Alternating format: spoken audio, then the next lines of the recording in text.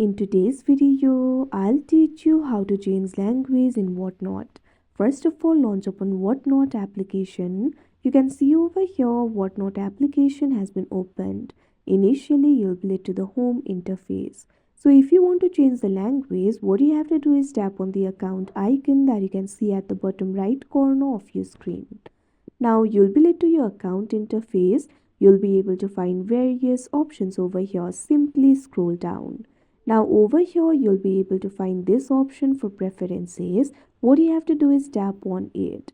Now you'll be able to access the preferences settings over here. Scroll down. Now over here you'll be able to find this option for language at second last.